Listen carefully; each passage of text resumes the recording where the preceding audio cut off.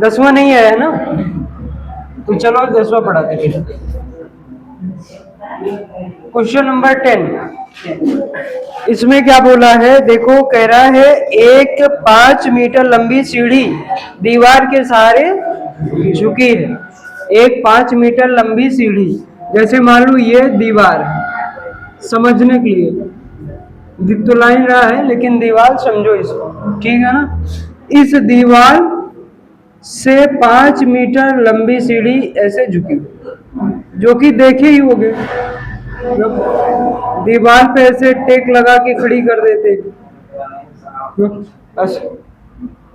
सीढ़ी ना, देखे हो। तो यहाँ पे एक ये दीवार है और इस दीवार से 5 मीटर लंबी सीढ़ी ऐसे दीवार के सहारे खड़ी हुई। सीढ़ी थोड़ा अगर अच्छे से देखना है तो ऐसे लाइन खींच लो, क्या सीढ़ी लगे। 5 मीटर लंबी सीढ़ी दीवार के सहारे झुकी है। सीढ़ी का नीचे का सिरा जमीन के अनुदिश, जमीन के अनुदिश मतलब जमीन के पैरेलल बोल सकते हैं, ठीक है ना। जैसे ये यहां से ऐसे खींचेंगे जमीन के अनुदिश 2 सेंटीमीटर पर सेकंड की दर से खींची जाती है, ठीक है।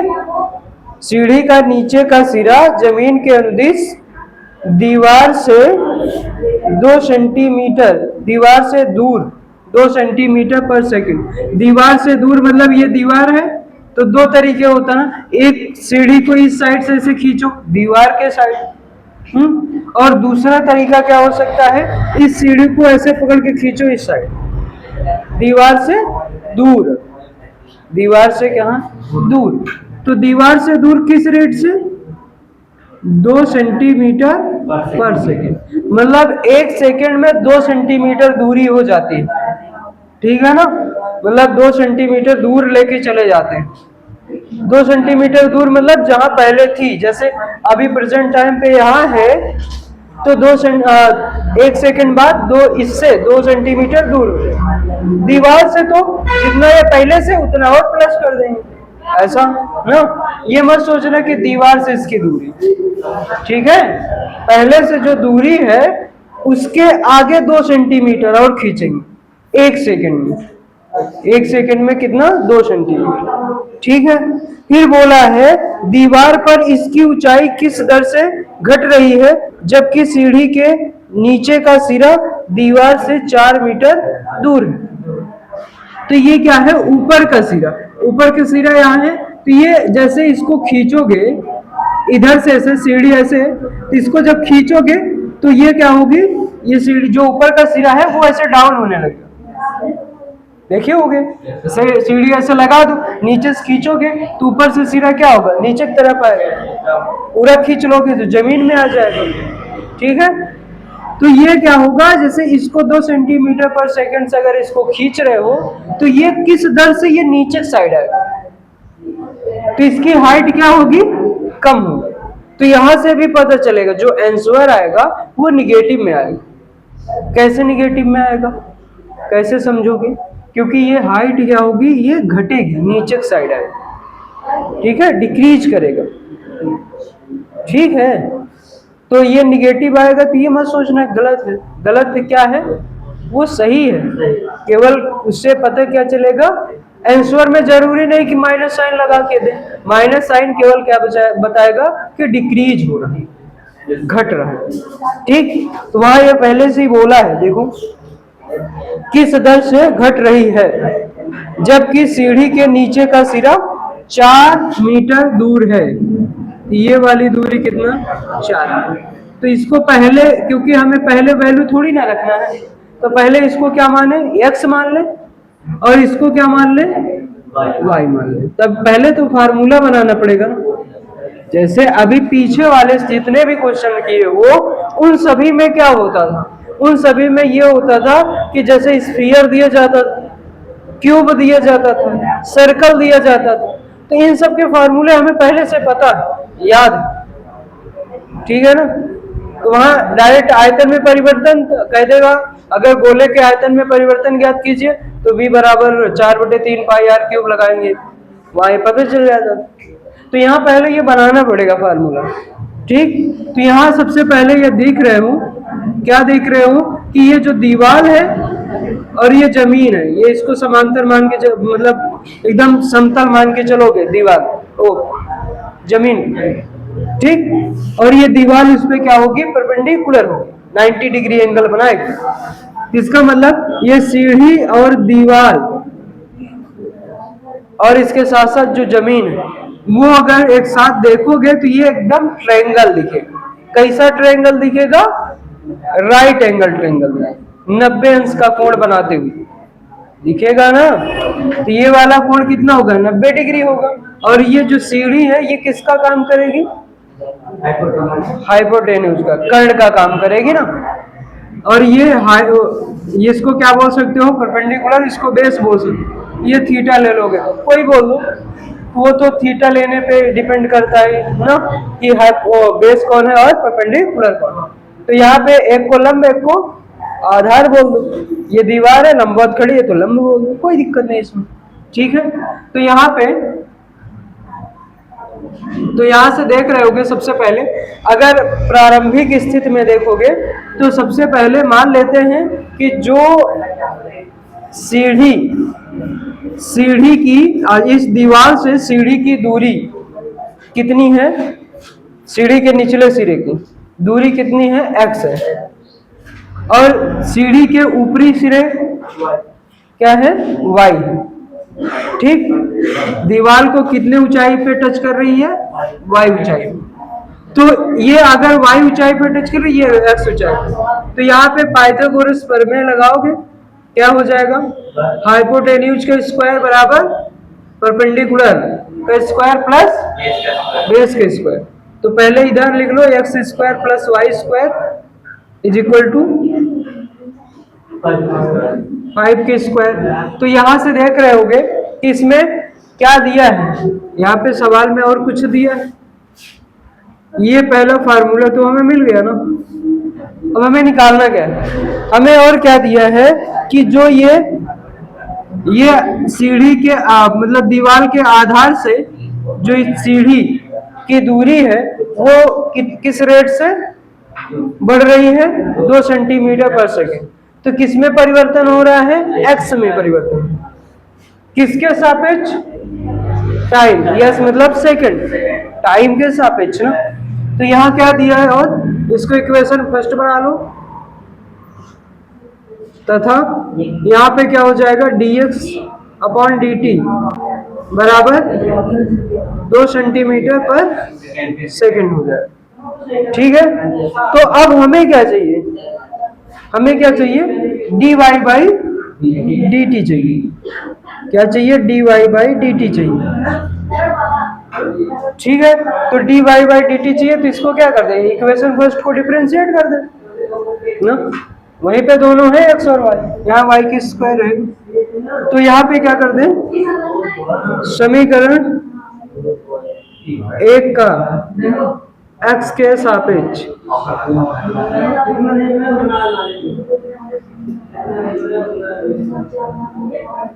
अवकलन करने पर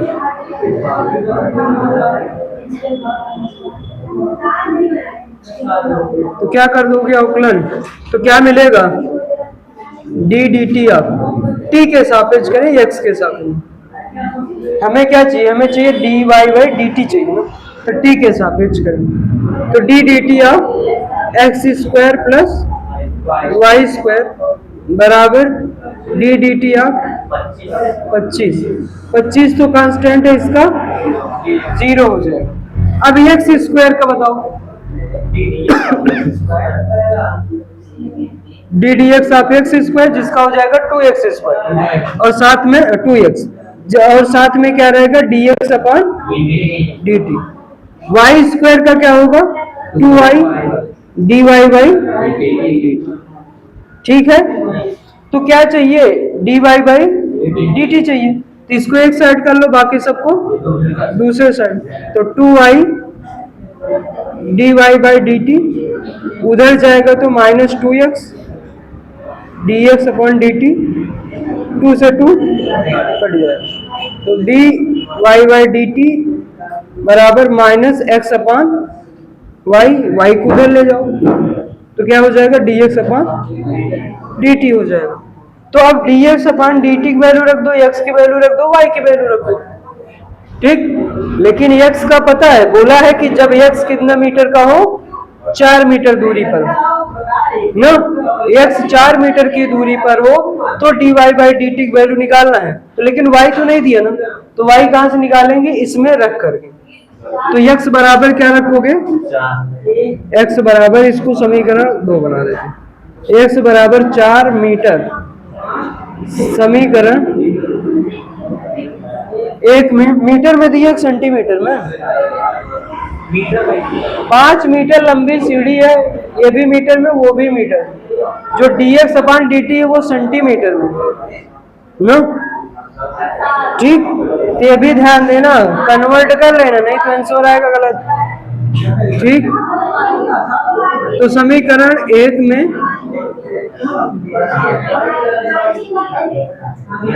रखने पर तो रख दो तो क्या हो जाएगा, 4 का स्क्वायर प्लस वाई का स्क्वायर बराबर 25, तो वाई स्क्वायर बराबर 25 माइनस 16 कितना आ जाएगा, 9, वाई बराबर 3 मीटर आएगा, ठीक। अतः ये वैल्यू रख दो सब, तो dy by d t equal to कितना हो जाएगा, माइनस x की वैल्यू 4 मीटर और y की वैल्यू 3 मीटर इंटू में dx बाई डी टी की वैल्यू 2 सेंटीमीटर, तो ये मीटर से मीटर कट जाएगा, तो यह सेंटीमीटर यहाँ चेंज करने की जरूरत भी नहीं पड़ेगी। क्यों नहीं पड़ेगी, क्योंकि ये भी मीटर, ये भी मीटर, मीटर से मीटर कट गया, जो लेकिन ये चेंज आएगा वो भी किस में आएगा, सेंटीमीटर पर सेकंड में। तो 4 दूना 8 हो जाएगा, अपॉन में 3 सेंटीमीटर पर, आया समझ में। यहाँ माइनस आया, माइनस का मतलब घटेगा। क्वेश्चन नंबर 11 में देखो क्या बोल रहा है, 11 वाला किए हो, क्वेश्चन नंबर 11 किए हो। एक कण वक्र 6y बराबर एक्स स्क्वायर प्लस 2 के अनुगत गति कर रहा है, वक्र पर उन बिंदुओं को ज्ञात कीजिए जबकि x निर्देशांक की तुलना में y निर्देशांक 8 गुना तीव्रता से बदल रहा है, ठीक है। एक कण है, क्या है, एक कण वक्र, वक्र का मतलब क्या होता है कि वक्र का मतलब कुछ भी ऐसा, ठीक। वक्र मतलब कोई भी, जैसे एक सीधी ये रेखा है, इसी को पकड़ के कहीं पे थोड़ा बहुत इधर उधर मोड़ दो तो वो सब क्या बन जाता है, वक्र में आ जाता है। कर्व, कर्व जानते ना, मतलब मुड़ा होना चाहिए कहीं पे ऐसा, ठीक है। तो एक कण वक्र 6y बराबर एक्स स्क्वायर प्लस 2 के अनुगत गति कर रहा है। दिया गया जो वक्र का समीकरण है, दिया गया वक्र का समीकरण क्या है, 6y बराबर एक्स स्क्वायर प्लस 2, ठीक है। एक्स स्क्वायर, एक्स क्यूब है ना, एक्स क्यूब प्लस 2, ठीक है, के अनुगत गति कर रहा है। वक्र पर उन बिंदुओं को ज्ञात कीजिए जबकि x निर्देशांक की तुलना में y निर्देशांक 8 गुना तीव्रता से बदल रहा है, ठीक। तो यहां से देखो क्वेश्चन बोले थे ना, थोड़ा सा इधर उधर शब्द को कर देंगे जिससे क्या हो जाए, इधर कंफ्यूज हो जाओ, समझ में आए कि ये बड़ा टफ है, टफ तो है नहीं। तो यहाँ पे भी वही काम हो रहा है, वक्र पर उन बिंदुओं को ज्ञात कीजिए जबकि x निर्देशांक की तुलना में, क्या हो रहा है, तुलना में कंपेयर हो रहा है।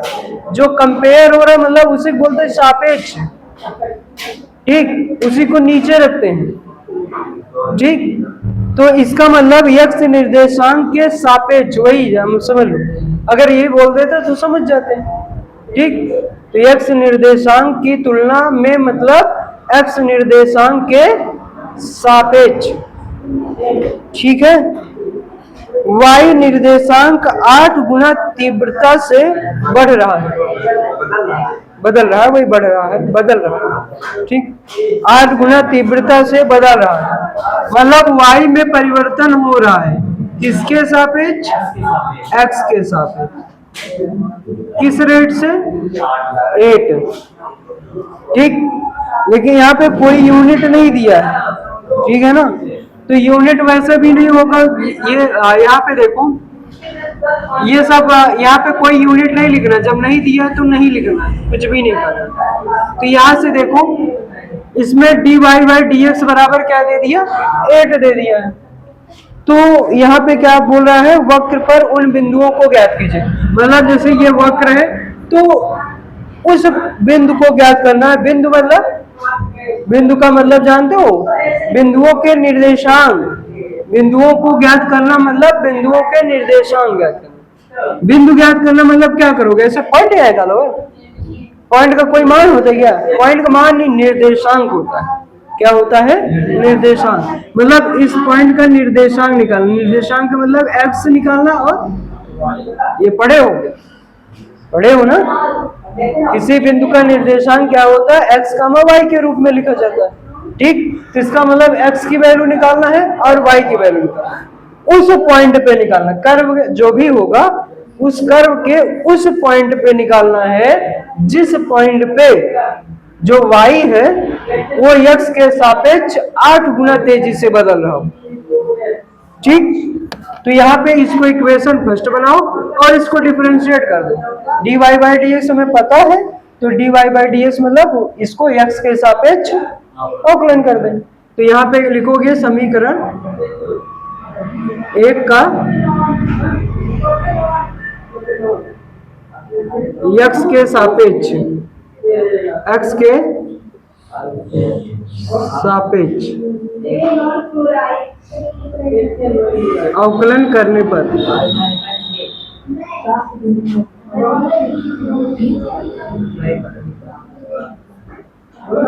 अवकलन कर दोगे तो क्या आ जाएगा, 6y का dy बाई dx हो जाएगा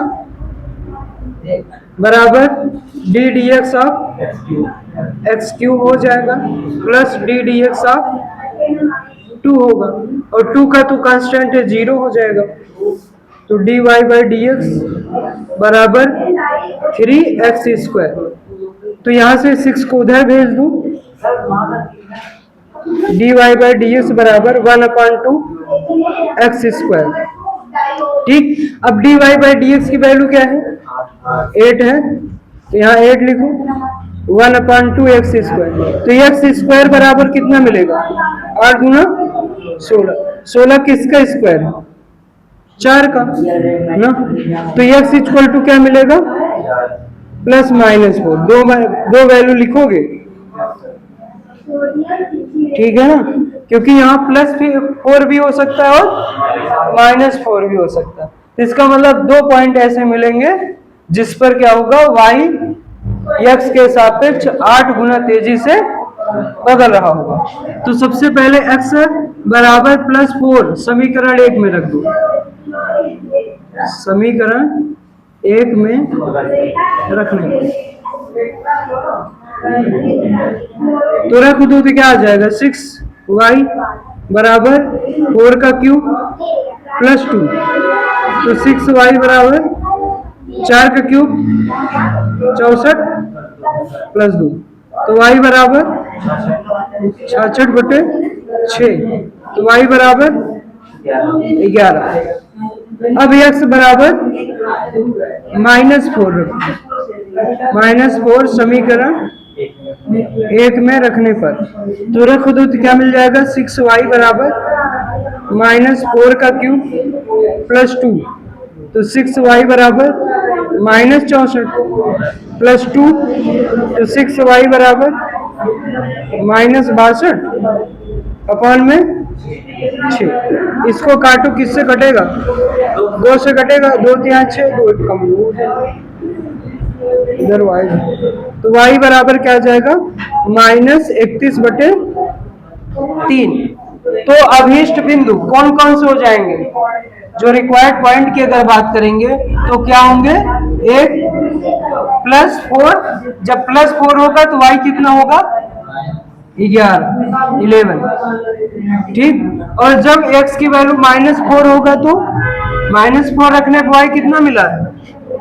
-31/। आया समझ में?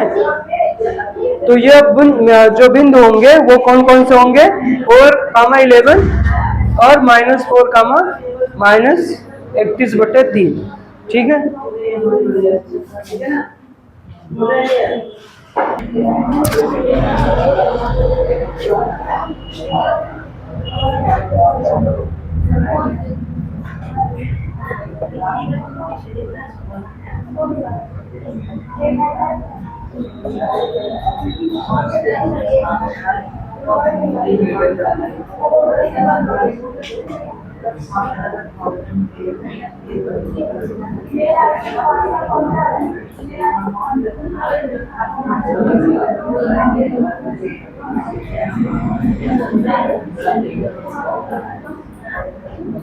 कौन बजनिया आएगा? ओ बजनिया, ऑर्डर दिलवा दूं? चलो इस बार लगन में तुमको ऑर्डर दिलवाऊंगा, ठीक है।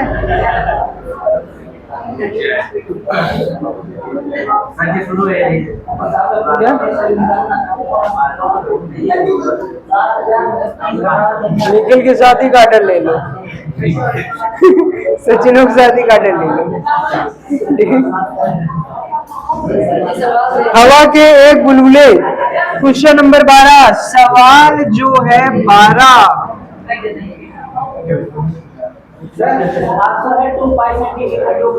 2 पाई आ गई है तो बड़ी अच्छी बात है, फिर तब तो आगे बढ़ते हैं। हा? इसके बाद 13 भी हो गया, 14 भी हो गया। 13 वाला नहीं हुआ है। एक गुब्बारा जो सदैव गोलाकार रहता है का परिवर्तनशील व्यास 3/2 इन ब्रैकेट 2x + 1 है। क्या है? व्यास, परिवर्तनशील व्यास है। व्यास बराबर कितना है? 3/2 इन ब्रैकेट 2x + 1, यही है। x के सापेक्ष आयतन के परिवर्तन की दर ज्ञात कीजिए। एक गुब्बारा जो सदैव गोलाकार रहता है उसका व्यास इतना, ठीक है। तो अब जानते हो कि गोले का आयतन क्या होगा? गोले का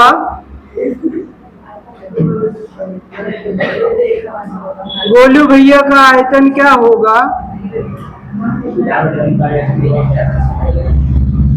b बराबर 4/3 पाई r³। यहाँ r जो है त्रिज्या होती है ना, देखिए त्रिज्या नहीं दिया, यहाँ व्यास दिया है। व्यास का क्या होगा? 3/4 इन ब्रैकेट 2x + 1 का होल क्यूब हो जाएगा, ठीक है ना। व्यास का आधा, व्यास का आधा मतलब त्रिज्या, त्रिज्या क्यूब मतलब इसका क्यूब, ठीक। तो यहाँ से क्या मिल जाएगा? 4/3 पाई, 3 का क्यूब क्या होता है? 27, 4 का क्यूब क्या होता है? 64, 2x + 1 का होल क्यूब। 4 से कटेगा, 3 से कटेगा, तो यहाँ क्या बचेगा? 9। इससे ये कटेगा तो अपन में क्या बचेगा? 16, 2x + 1 का होल क्यूब, ठीक है। बर्फ का गोला खाएगा, ठंडी आ रही है, बुखार हो जाएगा। x के सापेक्ष आयतन के परिवर्तन की दर ज्ञात कीजिए। x के सापेक्ष आयतन के परिवर्तन की दर, किसके सापेक्ष? x की। तो क्या निकालना है? dv/, ठीक। एक पाइप से रेत 12 cm3/s की दर से गिर रही है। क्या गिर रही है? रेत 12 सेंटीमीटर क्यूब पर सेकंड की दर से गिर रही है। एक पाइप से रेत, किससे? पाइप से। मान लो ऐसा कोई पाइप है, इस पाइप से अगर ऐसा कर देंगे तो अच्छा नहीं लगेगा, तो ऐसा पाइप दिखाएंगे, नहीं कहोगे पाइप से इसे रेत कैसे है? कोई पानी है क्या बह रहा है? ऐसे पाइप लगी हुई है, ठीक है, ऊपर ऐसे पाइप लगी हुई है, इसमें हम लोग ऐसे रेत डाल रहे हैं, ठीक, तो यहाँ से ऐसे ये गिरेगी, तो इस तरह से गिर रही ना, जैसे ये पाइप है, इससे गिरने के बाद ये शंकु का आकार धारण कर रही है, ठीक। उसके अंदर जादू है, ये शंकु जैसा हो जा रही है, ठीक है ना। जैसे यहाँ पे देखो क्या बोल रहा है कि इतने दर से रेत गिर रही है, गिरती रेत जमीन पर एक ऐसा शंकु बनाती है जिसकी ऊंचाई सदैव आधार की त्रिज्या का छठा भाग। क्या? जिसकी ऊंचाई, जैसे ये शंकु है तो इसकी ऊंचाई अगर ये मान लो h है, ठीक, तो इसके आधार की त्रिज्या, ये बीच में से एकदम किनारे तक की जो डिस्टेंस होगी, त्रिज्या को हम लोग क्या बोलते हैं? आर, ठीक। तो ये इसमें बोल रहा है कि आधार की त्रिज्या का छठा भाग है, मतलब ये हाइट क्या है ना, हाइट बहुत कम है, हाइट क्या है? h बराबर है r/6, क्या है? r/6, जो त्रिज्या है उसका छठा भाग, छठा भाग मतलब 6 भागों में कटर कटर काटोगे तो एक भाग जो मिलेगा वही क्या हो जाएगा? इसकी हाइट, ठीक है, समझ में आ रहा है बात? तो रेत से बने शंकु की ऊंचाई किस दर से बढ़ रही है जबकि ऊंचाई 4 सेंटीमीटर। मतलब ये पहले सारा प्रोसेस करने के बाद लास्ट में जो वैल्यू रखनी है वो h की कितना रखनी है? 4 सेंटीमीटर। 4 metre 1 centimetre, centimetre. रेत से बने शंकु की ऊंचाई किस दर से बढ़ रही है? ठीक है ना, ऊंचाई किस दर से बढ़ रही, मतलब dh/dt, क्योंकि सब सेकंड के हिसाब से चल रहा है ना, मौसम बदल रहा है समय के हिसाब से, तो हम भी आगे चलते हैं। तो यहाँ पे क्या हो रहा है? dv/dt बराबर कितना दिया है? 12 सेंटीमीटर क्यूब पर सेकंड। कौन बदल रहा है? आयतन बदल रहा है समय के सापेक्ष, किस दर से? 12 सेंटीमीटर क्यूब पर सेकंड की दर से ना। तो ये आ गया। अब यहाँ पे देखो जो बात है किसकी, गिरती रेत जमीन पर एक ऐसे शंकु धारण कर लेते, तो शंकु की बात हुआ है, तो शंकु का आयतन क्या होता है? परिवर्तनशील शंकु का आयतन बराबर v बराबर 1/3 पाई r स्क्वायर h। यही होता है, नहीं होता है तो याद कर लो, ठीक, नहीं याद है मतलब समझो बात को। तो ये देखो ये है, अब dv/dt चाहिए, तो हम क्या करेंगे? dv/dt करें, मतलब t के सापेक्ष अवकलन करेंगे। लेकिन अवकलन करने से पहले भविष्य में झांक के देखो तो यहाँ क्या दिख रहा है? r और h दो फंक्शन दिख रहे हैं। क्या दिख रहे हैं? r और h फंक्शन दिख रहा है, ठीक। तो इसमें देखो ना हमको r में दिया है, जैसे जो सोच रहे हो, ये बच्चा सोचा कि r जो है r और r स्क्वायर h को u इंटू v फंक्शन से डिफरेंशिएट कर देते हैं ना, भविष्य तक गया ये r स्क्वायर इंटू h को किस रूप में डिफरेंशिएट करें? u इंटू v फंक्शन से। तो उसमें आगे और आगे सोचो, अगला भविष्य, तो यहाँ पे क्या आ जाएगा? dr/dt dh/dt आवेगा कि नहीं आवेगा, ठीक। इसका मतलब हमें ये भी पता होना चाहिए dr/dt या dh/dt। और dH अपन dt पता हो गया तो हमें कुछ निकालना नहीं है, वही तो हमें निकालना ही है। dH अपन dt खुश हो गए, सवाल बंद। ठीक, लेकिन हमें एक को नहीं पता है, तो यहाँ पे dr अपन dt क्या कैसे करेंगे? तो उसके लिए या तो यहीं पे कन्वर्ट कर लो, या तो यहीं पे कन्वर्ट कर लो, या यहाँ पे ये वाली वैल्यू पहले इसको इस फॉर्म में लिखो, dr अपन dt को dH अपन dt के फॉर्म में लिखो। ठीक, तो वाली वैल्यू ले जाके पुट करो। दो तरीके, कैसे? जैसे ये h और h बराबर r/6 रिलेशन दिया, इसी वजह से दिया। ठीक, यहाँ पे क्या है कि h बराबर r/6 रख दे, लेकिन जब r/6 रख देंगे फिर भविष्य में जाकर देखो तो वहां पे हमें क्या चाहिए? dH अपन dt चाहिए, लेकिन मिलेगा क्या? dr अपन dt, r के रूप में आ गया ना। इसका मतलब किसके रूप में रखेंगे? r बराबर 6h रखेंगे, जिसे h के फॉर्म में बदल जाएगा, तो हमें dH अपन dt मिल जाएगा। ठीक, तो वो एक काम, या तो यहाँ dH अपन dt बराबर 1/6 dr अपन dt कर लेगा, तो u अपन u इंटू v वाला भी फार्मूला लगा लो, लेकिन इतना कौन करेगा? ये बदल लो डायरेक्ट, एक ही बार डिफरेंशिएट करूंगा ना, क्या लेना देना ज्यादा झंझट। तो यहाँ पे क्या है? r स्क्वायर है ना, तो यहाँ से देखो r की वैल्यू निकालोगे कितना मिलेगा? 6h। तो r स्क्वायर की जगह क्या लिखोगे? 6h का होल स्क्वायर इंटू h। ठीक, तो 1/3 पाई 6 का स्क्वायर 36, h का square h square into h कर देंगे तो h क्यूब हो जाएगा। ठीक, इसको इससे काट दो, क्या आएगा? 12 पाई h क्यूब, तो v बराबर ये मिला। अब क्या करेंगे? t के सापेक्ष अवकलन, किसके सापेक्ष? t के। क्यों t के सापेक्ष? क्यों समय के? तो क्योंकि ये dv अपन dt दिया है और वही पूछ भी रहा है, ठीक है ना। तो dv dH अपन dt हमसे पूछ रहा है ना, t के सापेक्ष तो पूछ रहा है, तो यहाँ क्या हो जाएगा? 12 पाई d dt of h Q. तो यहाँ h है, तो यहाँ h लगाएंगे, फिर dH अपन dt करेंगे, तो क्या आ जाएगा? 12 पाई h क्यूब का 3h स्क्वायर इंटू में dH अपन dt। तो यहाँ से 12 36 पाई h स्क्वायर dH अपन dt। ठीक, तो ये जो भी है 36 है।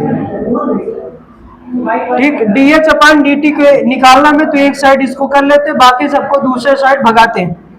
तो यहाँ दौड़ाओ इन सबको, तो 1 अपन क्या हो जाएगा? 36 पाई h स्क्वायर इंटू dv अपन dt।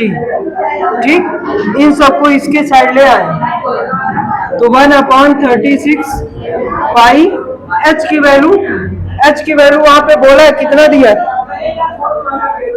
जबकि ऊंचाई 4 सेंटीमीटर हो, तो कितना हो जाएगा यहाँ पे? 1 ये 4 का स्क्वायर।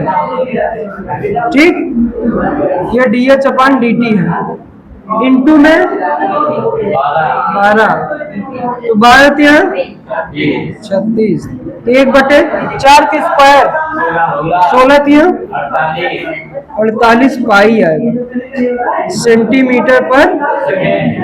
ठीक है भैया, ये हो जाएगा आंसर। ठीक।